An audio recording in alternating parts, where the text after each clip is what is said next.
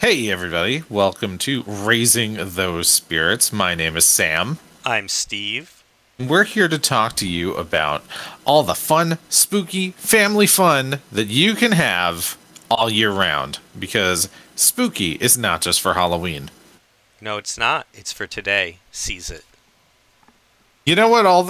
To be 100% honest, as far as I'm concerned, Halloween starts in August. So by the time this episode airs, we're going to be pretty close to, like I said, as far as I'm concerned, it being Halloween season. 2 weeks out at that point. Yeah, because why wait? I made the decision last year that Halloween starts in August because I needed to boost my mood. Last August, I was pretty depressed by not having had any sort of a summer at all. So I was like, I declare spooky season starts August 1st. I love it. And I love that you've thrown me the ball with that because that leads into what I've been doing this week. That's why we pregame these episodes, so that I know what I'm doing. We've started coordinating, and things are so much smoother for it. Yeah, that was smooth. Thank you for pointing out my smoothness. I always will, Sam. So, it's summer, which is, we didn't actually say it in the last 2 episodes, but we've been going with a summer theme, and we just didn't address that, but here we are. It's summer. And it is yard sale season. And I am a yard sale, garage sale, whatever you like to call them territorially. That is my thing. I love them. And I didn't get to do any last year because of COVID. And moving up to like the mountains with like everyone has old barns and it's like all farm country. There's like the coolest stuff, especially if you're going for like a spooky aesthetic. Just like old, antique, creepy stuff, and I always see it, but I can't get it because of COVID. But this year I did, and I've started, and I have been picking up a ton of spooky children's books, like a ton of them, like for like 25 cents. Our library, actually, we live about a block from the children's library. Every year has a big sale to get rid of just books they aren't in rotation anymore. They have too many copies, whatever. And I picked up about 10 spooky kids books for like under $5. It was great. That's such a win. Yeah, especially because it provides us content for like a month. Oh, that's what my wife. I kept pointing out others. I could have walked out of there with like $20 worth of books and just had an entire podcast based off of this one haul I got at one yard sale, but I was looking around and I was just like, I've never heard of half of these, but like it's a skeleton who drives a school bus. I'm going to grab it. Why not? There are so many just cool little fun things that I was like, I don't know what you are, but if you're terrible, you were 25 cents. And if you're awesome, you're an episode. So that's been great. I'm really enjoying getting back to yard sales. And also we have like an old-fashioned general store in our town. Ooh, yeah, that's so cool. And it's really cool. And we were always like, when we have a child, we need to really come in here because they have an amazing looking children's section. And we finally went through the children's section for the first time. And they have, apparently they are super woke and really into the spooky stuff because 50% of their children's stuff is like spooky themed. Like Halloween is now stuff. So I ended up buying him a bunch of full-price children's books, but they just also good. Good. Yeah, I like to support the local general store. They have one that I picked up called "This Is the House That Monsters Built." It's kind of like a Dr. Seuss type of thing, but about monsters who are building a house. There's one based off the song Monster Mash, but it's just like told in storybook form, and the art is really fun and cute, and it's kind of like a pastel goth kind of a feel, so it's really good for young children. Almost has like a Monsters Inc-esque feel. If Monsters Inc. and Nightmare Before Christmas had a baby, is how I would describe this book. And then we grabbed another one called The Night Children. Actually, my son grabbed this one because I kind of looked at it and I was like, that looks pretty cool. Like, the art looks pretty cool, and he would not let go of it. And I was like, and we're buying it, which is not something we normally encourage or have ever done in the past. But this one, I was like, this looks really awesome. I haven't gotten to read it yet, but I really like the art. So excited, super excited. That's mainly the spooky stuff I've been getting too, is just really improving my children's library. That's really awesome. I need to get our local library in my town. Got to it, I think, once after we moved to this town a couple of years ago. Then they shut down because they tore the library down and they were completely rebuilding it. And then that got completely held up by COVID. Oh no. So I think they're just about done now, but it held it up for over a year, which was really disappointing. Horrifying. Yeah. But that sounds really cool. This past weekend at the time of recording, was that Father's Day or was that 2 weeks ago? I think that was 2 weeks ago.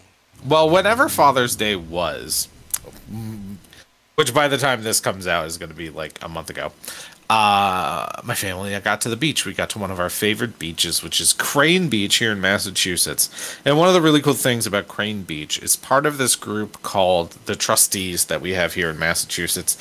And they maintain a bunch of beautiful parkland. They maintain that beach. They maintain some museums and like old houses. And one of these old houses is right on the beach. It's the Crane Estate. And it is this giant, old, spooky, Victorian, I don't know if it's actually Victorian, I don't know when it was built, but it's this giant mansion from the Crane family, I suppose, who was very, very wealthy.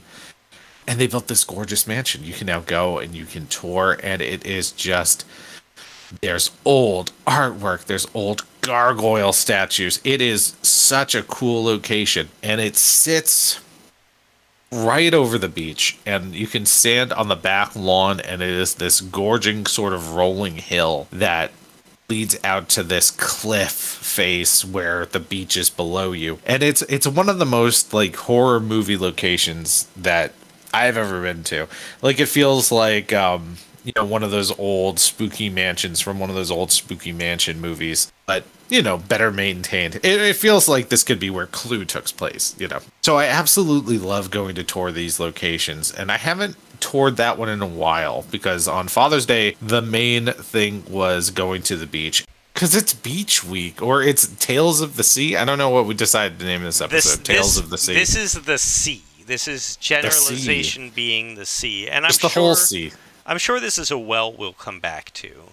We can do specifically the beach. We can do specifically like things from the briny depths. There's a lot to pull, but this was a broad strokes, the sea. The sea. And what are you drinking to celebrate the sea? To celebrate the sea, I am drinking a Malibu Sea Breeze, which is appropriate.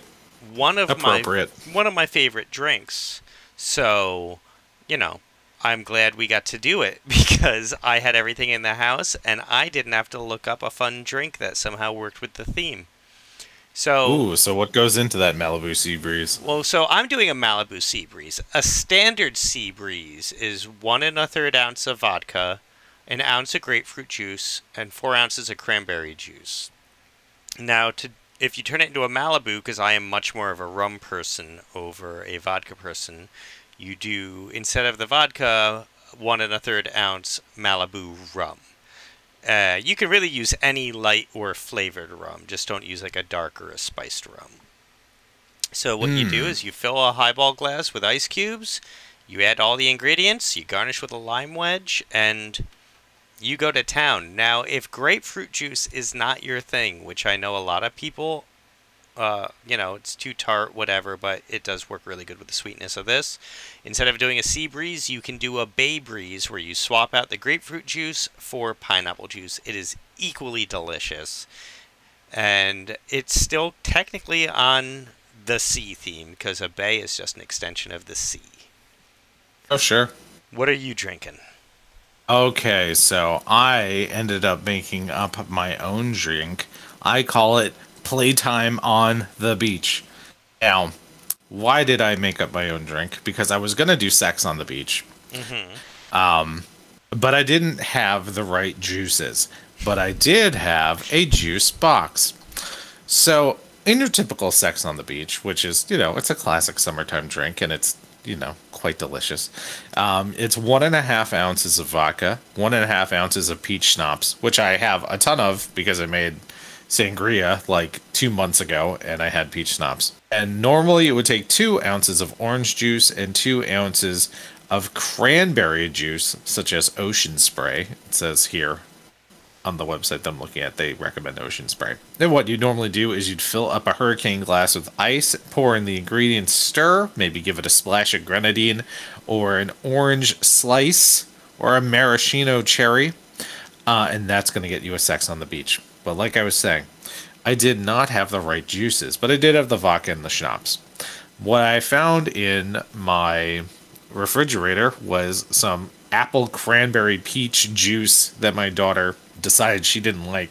So I replaced the 2 ounces of orange juice and the 2 ounces of cranberry with 4 ounces of just whatever juice box was available. In this case, again, apple cranberry peach. And I made a drink with that, and it was straight up delicious.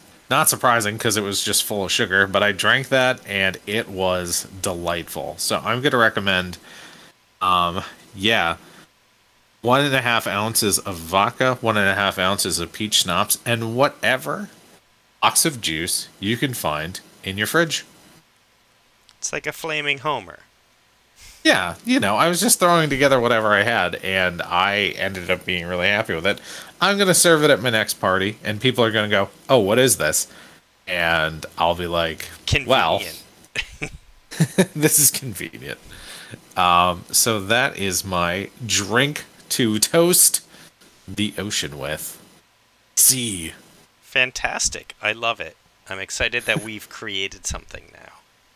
Yeah, that's new. That's a Raising Those Spirits original spirit. I'm going to put that in our drink book when we publish a drink book one day, inevitably. That would be awesome. It would be really cool. So do you want to talk now about... I want to ditch this whole... No, now I want to ditch the podcast and just put out a drink book. Well, but I guess it doesn't work without a podcast. Okay, so which one of us wants to go first this week? Oh, I'm happy to let you take it. Okay, so... my thing about the sea this week, I did a short story called The Upper Berth, which was written by Francis Marion Crawford. He's an American writer noted for his many novels, especially those set in Italy, and for his classic, weird, and fantastic stories. It was originally published in 1886. An oldie. Yes, very old. I am aware of it. It's actually a story from my childhood because Alfred Hitchcock was really cool in that he was super into reading and encouraging reading. He wasn't just a television guy. In fact, the opening to this book, which is called Alfred Hitchcock's Ghostly Gallery, which is a collection of 11 spooky stories for young people, he has a quote that says, "I do not want to appear disloyal to television, but I think reading will be good for you. After all, your television tube may burn out someday. Furthermore, you need practice for reading the subtitles in foreign movies, but don't be discouraged, you'll get used to reading. Turning all the pages may be difficult, but the exercise will do you good." He also had his own separate... He had a few of these collection series, but he actually had a book series called Alfred Hitchcock and the Three Investigators that were kind of like a Hardy Boys type of a thing, but they dealt with like supernatural mysteries, and Alfred Hitchcock was in them, and they would bounce ideas off of him and like bring their mysteries to him, and he would help them solve them. They were pretty cool. I didn't get into the Hardy Boys or anything growing up, but I did have a ton of these. When did those come out? How have I never heard of that before? They were really big in the 60s, I believe. This book was published in the 60s. This book, I believe, was published in 1964. I had all this up and ready, and now I'm just absolutely dropping it. But this came out in the 60s. Huh. So in the 60s, while he was alive, so it's not even like 62. in the 1980s after he died, there was a cash-in where they made him into like a kid's mystery book character. During his lifetime, he signed off on being a character in a series of Hardy Boys like novels. 1967 is the year that series started, and it ran for a Wow. while. I had a I know ton we're of not talking these. about that tonight, but I am fascinated by that fact. Oh, that is actually on our Google spreadsheet of things that we should cover. Oh, okay. Way That's a ahead good of thing we you. made those I, spreadsheets. I Oh didn't my, just you are add ahead it. of me. I added that the day we talked about making this. I threw that on. So I do not have any left these days, but I would love to get to them and find some. But Well, we back can find them. to To the this. thing. Back to the Yeah, thing. back Back to to the the thing. thing. We've digressed so much this time. So this is really cool. He had a bunch of reading in books, and this is the Ghostly Gallery, which is, as I said, a collection of 11 spooky stories, and like they're not random spooky stories. F. Marion Crawford, who wrote this, was like a noted American author back in his time. They also have contributions from Robert Louis Stevenson, H.G. Wells, Alfred Hitchcock, and a man named Robert Arthur, who ended up writing most of the Alfred Hitchcock and the Three Investigator novels. So the man who ended up writing all of that was actually discovered by Hitchcock by one of his short stories, which is in this book, and then they ended up partnering into a series, which I thought was a cool little fact. So this is the story is The Upper Berth. It is a fairly famous story according to all sources I looked up. I didn't know this. I got this book when I was a child because I've always been into the super spooky stuff. And I think whatever Goosebumps or whatever I wanted that week must have been out, and I found this in the children's section instead, and I still have I have my own physical copy of this to this day. And the artwork in it is really cool 60s horror, far out weirdness. Not just like the front cover. Like if you open it up, it's like I have the old hardcover, so like the inner binding is all like weird, psychedelic screen art. I'll see if I can find a picture and put it on the Instagram. It's pretty cool. But I discovered it in there, and I read all this entire book, and I believe 3 of these stories I remember, and only one of them ever really stuck with me, and it was The Upper Berth. So the story takes place aboard a transatlantic ocean liner back when there were no planes or anything, and the only way to get back and forth between Europe and America was the big steamships like the Titanic. So this focuses on a passenger named Brisbane, who is puzzled when he arrives on the ship and the steward starts behaving oddly while taking his luggage to his stateroom after learning he'll be staying in room 105. It's a cabin with a kind of a bunk bed situation. There's a lower berth and an upper berth. He stays in the lower berth. He eventually finds out he has a roommate who ends up staying in the upper berth in the middle of the night. His roommate suddenly leaps from the upper berth and runs out of the cabin. In the morning, he learns that his roommate has mysteriously gone overboard and was the 4th consecutive occupant of the upper berth of that room to do so. And it turns out that the upper berth is incredibly haunted, and basically everyone on the ship is like, please leave this room. And he's like, there's no such thing as ghosts. I'm going to figure this out. I'm going to prove it wrong. And it's the story of him dealing with this very aggressive thing that is living in the bunk above him. It keeps opening the porthole and letting the sea in. No matter how much they tighten it or how, it's kind of a man versus ghost story. I think it's very good. As a child, I thought it was very good. My only real concern with this is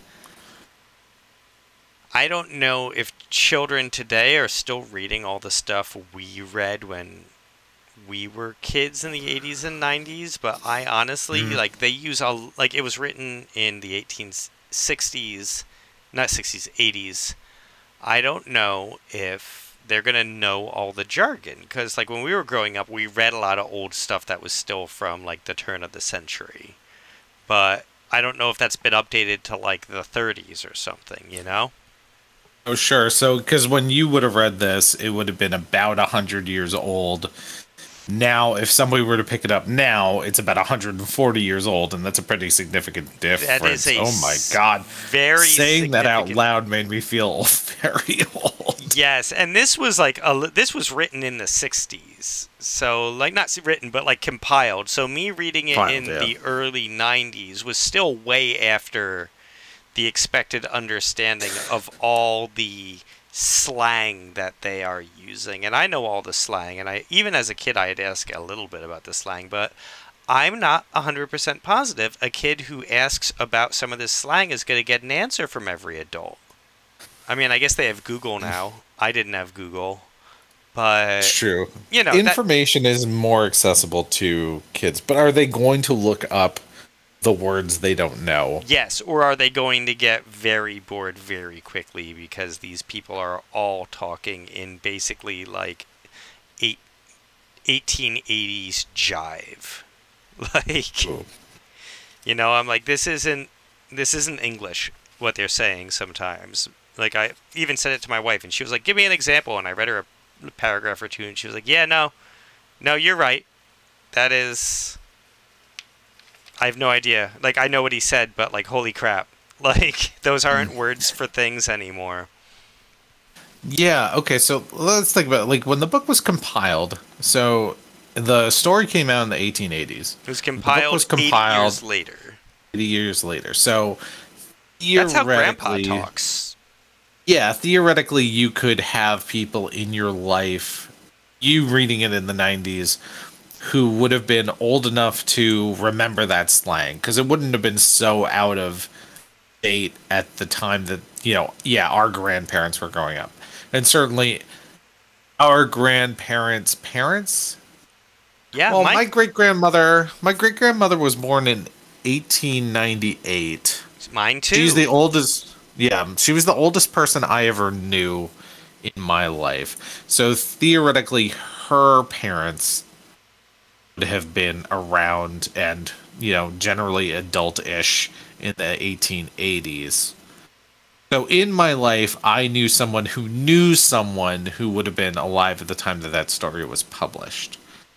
And Which this is This yeah, author was popular until into the 20th century. Like into he the was 20s. still Okay. pretty young when he wrote this. So the book would have been around when she was younger. You know what I mean? It still might have Yeah. been in her potential reading. Sure, because I would still, people are going to still pick up and read Jurassic Park today. Yeah, exactly. Michael Crichton That is still book an was- established author right now, putting out work. A kid could discover some of his new stuff and go back. He's dead. Is he? Michael Crichton is dead. Are we sure? I'm going to look it up now, but before you questioned it, I was certain he was dead. Oh, he died in 2008. Oh, he died Yeah, there really you go. young though. That's what screwed me up. I was like, no, he's not that old, but he died. No, Michael Crichton is dead. Yeah. But Stephen King. Well, let's say Stephen King. Yeah, let's Somebody's say still Stephen going to go King. pick up Carrie today. Not like a young adult story. But, well, I mean, oh no, I guess it is. For adults? Anyway, but yeah, so someone will still pick up Stephen King today. Those stories were being published Absolutely. 40 some odd 50 years ago. And you're still able to read it and it makes sense. So yes, our grandparents would have been able to read this and understand it and would have been able to explain it to us. Yeah, like they use words like portmanteau and rug, rug isn't like a carpet in this. It's like his bedroll. Like, Oh, I wouldn't have known that. I'd have been very confused. yeah, the store took my portmanteau, greatcoat, and rug. And it's just like, I know what all of that means. But I don't know if a lot of other people would. But, we also read stuff where they talked like this to a degree when we were kids. So, I guess we'll see when our kids start getting into middle school and high school, like how far back their curriculum goes. yeah, like he 'Cause describes... now I'm interested to know. He describes the way the blankets are folded as cold buckwheat cakes, which I'm sure meant something 160 years ago but does not mean anything now. Is that like a Johnny cake? What's a what? There's something. There's specific breakfast pastry. I think you make it a buckwheat. I don't know. And I'm looking it up. It's gonna mostly just be Little Rascals stuff. I bet buckwheat cakes.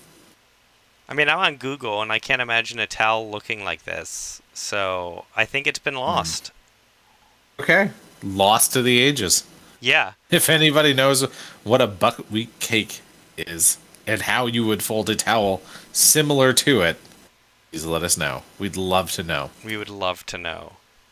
I guess I'll give Story sounded really scary. It That is. story sounded legit scary. It is a slow burn. The first half is definitely more mystery. It's not really till the last. It's about a little over 20 pages long. It's a short story. The last 5 pages are really it's him and the captain of the ship are we're gonna solve this, and they lock themselves in the room with it. And that's really where it hits the fan. But the first 15 or so pages, it's all building atmosphere, but it's just 15 pages. It's not like you're oh my god, this is a slog. The only thing I will warn parents, there is a lot. It starts off in a very Alfred Hitchcock type of a way, where it's a bunch of stuffy old rich white dudes drinking brandy and smoking cigars at a dinner party, and they're all rich and bored, and so one of them starts telling this ghost story that happened to him. And so in the beginning of the book, there is a lot of smoking and drinking, and then there is a lot of just smoking of cigars through the book. So, I put that disclaimer on it. Although it is for 10 to 14-year-olds is the age range it's supposed to be for, so they technically get it. But I know some people like that smoking, drinking disclaimer in their children's media. It is a bit uncouth these days. Yeah, Disney has a rule where no one can smoke ever. Even in Cruella, and Cruella de Vil notoriously has a cigarette. In the Cruella movie, Emma Stone was not allowed to have a cigarette. How very unpunk rock.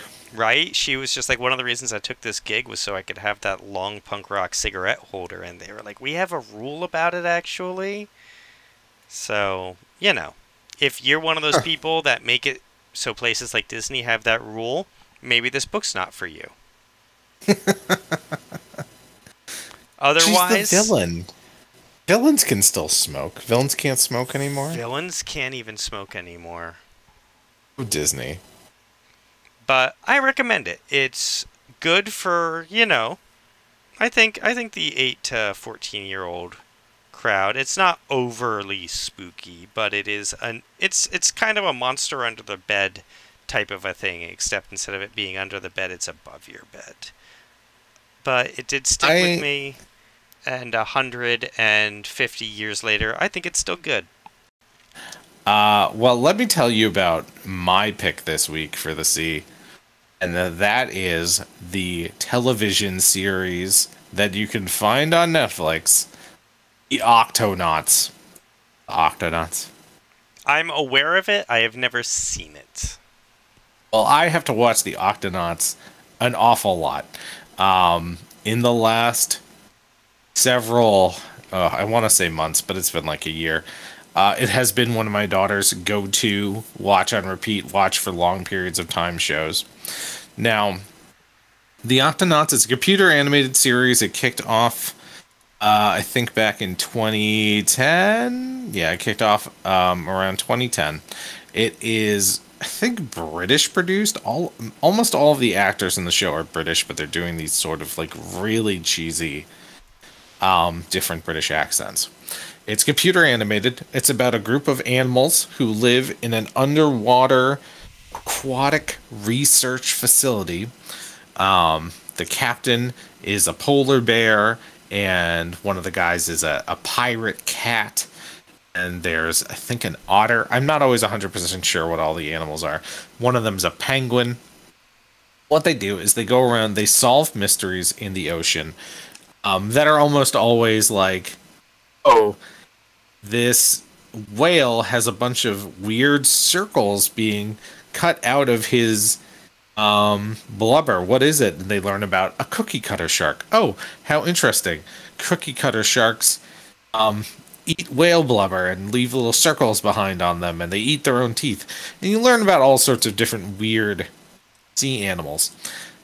And because there's such a mystery aspect to it, it gets really spooky. And it gets spooky in a way that is, one, accessible to, little kids, 3-year-olds, 4-year-olds, I think probably up to 5 or 6, and still get a lot out of Octonauts. And it's educational. It's educational and it's spooky. All right. I mean, that's a great combination. It's one of the things I'm looking for. There's a couple of things I will say about it, like the voice acting. To me, it does get a bit grating after a while, especially if you have to watch every episode over and over again. We did during the pandemic. It was one of our pandemic shows that we definitely, if it was a day that we couldn't do anything outside, we probably watched a lot of Octonauts. And this is me having watched it so many times that I started to really question a lot about the show. Primarily, if you have this group of underwater sea experts, why are they always so surprised by seemingly simple ocean facts? I know that realistically it's because, it needs to be interesting for the kids who are watching the show because they're learning something. So the characters on the show need to learn something so the viewers can learn something. But at the same time, I'm like, well, I'm not an ocean scientist and I know how these things work. I know about different fish. So why are you so surprised, you underwater sea animals? And that's a little unnecessarily hateful. I mean, that's fair. Yeah, no, it's definitely, I've overthought it a lot. But there's one episode in particular that I really do want to bring forth as a spooky underwater adventure. And that's season 4, episode 3, Octonauts and the Octopod Mystery. Ooh. I'm going to put a lot on this one. So in this episode, something in their underwater base isn't working. I don't remember what it is. I almost rewatched this today, but I was like, I've legitimately watched this episode 17 times. Something in their underwater base, which is shaped like a giant octopus, has stopped working. And what they need to do is they have to go back to their original base that they had to abandon to get a placement piece. And when they get to their original base, it has been abandoned for some time, so the power's out, it's covered in algae, it's all broken down, and they're basically having a haunted house adventure in a replica of their own base. And it's legitimately something that is quite, I think spooky for kids. It turns out that the ghost haunting the base is actually an octopus. So spoiler warning if you haven't watched that episode yet. But it really goes into a lot of, fear accessible for kids. And I think it makes it a lot of fun. I mean, educational. That's great. I love little introductory to spooky episodes. Yeah, I mean, it's not overall, I wouldn't classify it as something I'd call, a horror for kids show or, scary show for kids. But every now and then, again, because they have to, they're almost always solving some sort of ocean mystery. There's always something that's kind of spooky and kind of scary. The characters themselves, they're always, up for the challenge. But it is something, I've watched with a daughter, and we'll snuggle on the couch, and she'll recognize how spooky and kind of scary it is. They've done a few movies, again, which I've watched all of them several times. But one of such movie is The Caves of Sac-Atoon. And in that movie, a couple of the characters get lost in these underwater caves in Mexico, and they're dealing with all the frightening sort of underwater fish they encounter. So it's all these fish who've never seen the light of day, so they look like ghosts. Mm-hmm. and they frequently comment on how spooky it is. So yeah, there's definitely a lot of good stuff in Octonauts. Getting a spin-off soon, where I think they go onto land. So we'll see how that works out. I mean, if it's good enough to get a spin-off, typically on Disney, it's not terrible. It's Netflix. I don't think Oh, it's it's Disney Netflix? produced. It's Netflix. I mean, I'll stand by it if Netflix is willing to keep funding it. Yeah. They're pretty I mean, it's stringent been with what running. they keep. It's been running for over 10 years. I think they're in their 11th year. I think it's only a few. They haven't done 11 seasons. I think they've done 4 seasons, but there's over 120 episodes. Short, it's usually like 2 episodes packed into one block. So you can watch like a 10-15 minute episode. And sometimes they save Christmas. They have a lot of different adventures. It's not always scary, but it is frequently airs on the side of spooky scary. I mean, that's good. It's a good way to it always gauge ends how your with a song kids too. react. Yeah, no, it's a good, easy introduction to spooky to kind of ease them into it. And again, because it's not always spooky, even though it is frequently spooky, it's a good way to kind of ease them into it. Yeah, I give Octonauts a recommendation. Get out of the use it as an excuse to go wash the dishes also because you just don't want to have to keep watching it over and over again. Definitely, Yeah. it's a go-to Saturday morning. I put it on and then I go clean the kitchen TV show. I've gotten there with Mira. I think I'm on like my 6th or 7th rewatch of Mira Royal Detective. And I need that new season to drop so bad. so bad. We're watching, and I think I've talked about this before. Elena of Avalor. Yes. This is a big one in our house, and my daughter will usually like to rewatch the same episodes over and over again. But I finally she was like, "Oh, I want to watch a new episode," and she just picked a random episode somewhere in the middle of season 3, and so much had changed. Like, one of the good guy characters turned out to be a villain, and I was really lost. I was like, wait, what is happening? And my daughter is asking me, it's like, was he pretending to be good before? I was like, I don't know. I don't know what to do here. And I had to Wikipedia it so I could catch up on the backstory that I had missed. And then I was like, no, we need to go back and watch this in order because this is compelling. This is a TV show that was written for toddlers, and I am totally into it. My wife keeps trying to get us to check it out. She's hoping my son will jump into it. I'd say just watch it. We're really just throwing anything at the wall right now and seeing if it'll stick. I just tried David the Gnome. That was one of my favorites when I was a toddler. He wasn't into it. I'm just anything to get something else in rotation. You know what? You're bigger than him. You can put on what you want to put on. I need to get work done during the day. Oh. No, that makes it impossible. This is like, I have a meeting for 30 minutes. I need you to not need to come up and go down from my lap 12 times in that 30-minute period.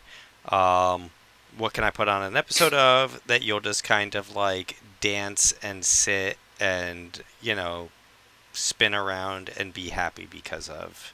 I always wonder what would have happened to society if COVID had hit 20 years earlier. And there was no streaming? I mean, I guess everyone had cable back then. Yeah, but you couldn't, 20 you years didn't have ago, control. 20 years ago, there was still, Nickelodeon and Cartoon Network and the Disney Channel. They still had cartoons on all day. That's true. In fact, you didn't have to watch the same episode 500 times. They had a new thing for your kid every day. That's a good point. This is a very good point. That's just my thought on that. It might have even been easier 20 years ago. And actually, it probably would have been... I mean, if we want to get serious, 20 years ago, the internet wouldn't have basically convinced everyone not to take this seriously, and we probably would have been out of it in a month or two. Oh, that's true, because there would have been no option to work from home. Yeah. Yeah, So we it's would have been like, like Australia. We would have all just sat home for like 2 months and masked up, and there wouldn't have been disinformation campaigns on, information.covid.xyz that they were reading about. And. oh man, that's true. People wouldn't have bought into all that QAnon bull Yeah, that because wouldn't there have would have been happened. no Facebook. Like And the we could have most just that gotten would have through it in like happened, 2 weeks. it would have been one of those email chains where it's just like, you know, if you don't do this, blah blah blah blah blah, and it's just like this is clearly a crappy email chain. Just ignore it. Wow, that's a good way of looking at it. So I mean I feel like we would have been better off 20 years ago, just because Well, we had that's a to note be. to end on. Yeah, let's end on that. That's Let's end on all. that note. I mean, we can't end. We keep doing this. We have dad time. We have adult time. I Oh, adult time. I'm gonna be Oh yeah, honest. no, we haven't. I don't have a lot for adult time. Didn't have a lot of adult time this week. I didn't have a lot of adult time this week. I didn't listen to any of my spooky podcasts. No. I didn't get to watch anything grown up that I wanted to watch. I just got Mandy, and I'm very excited to finally watch it. But I don't even know if that's technically spooky. Is that Nick Cage zombie movie? Not zombie, but like weird Nick Cage horror adventure. Okay. I don't really know how to sum it up, possibly because I haven't seen it yet. But, oh, we started Army of the Dead. I'm sure it'll be finished by Christmas. Have you liked what you've watched so far? I'm about 15 minutes in. They just put the team together. I'm loving Tig Notaro. Notaro, yeah. I'm absolutely loving Tig Notaro. She has stolen it. Otherwise, I mean, the opening was just that depressing Zack Snyder typical Day of the Dead stuff, or Dawn of the Dead. Mhm. But it's stupid. Nothing makes sense. Not a single thing anyone in the military does makes sense. But that is what makes a lot of these movies fun. I'm very optimistic. I would like to like this movie. I need something like this movie. So. The thing I definitely keep hearing is that the big revelation from that movie is Tig Notaro is amazing, which I'm like, I knew we that. all knew that. Thank you. I knew that. I was aware. And second, just the level of digital effects that like look good to put her in the movie to replace the guy that she replaced is groundbreaking. Just because it doesn't look like there are any special effects. Yes. No. Her scenes.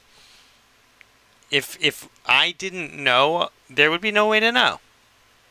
Yeah, that's incredible. I know the big like twist already, which frustrates me, but to a degree also it doesn't, because now like I'm gonna look for like little clues, because apparently there's like oh, now that you know the twist, go back and look for the things. So I'm like, well, I only have time to watch this once, so I guess I'm just cramming both of these in. Yeah, that's fair. But so that's my adult time. Is I started watching a horror movie that I've been wanting to watch, and I have another one coming. I still have Netflix DVDs, and they shipped me The New Mutants, which I waited to come out for like years, and it finally came out, and it's a horror X-Men movie, and I'm here for it, and I'm excited to finally see it. All right, I hope it's good. Let me know. Yeah, they did like 20 reshoots, and I'm like, I hope they were worth it, and they didn't turn like the potentially really good movie into not a good movie. Yeah, that movie, it took them a very long time to get that movie out.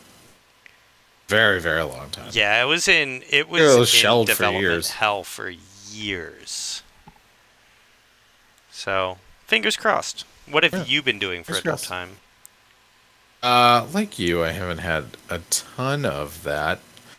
That sweet adult time. But if I'm going to recommend a podcast, I listened to this a while ago, but I'll still recommend it, is Parkdale Haunt, which is a Canadian spooky podcast. It's about a haunted house in Canada. Well, it's more about the two women who are kind of investigating the house. I don't want to get too into it because it's incredibly clever. The writing is really, really good. The writing, like, it's some of the most natural sounding dialogue and acting that I've heard in a fiction podcast. One of the problems with just so many fiction podcasts is it sounds too much like people doing a podcast, you know?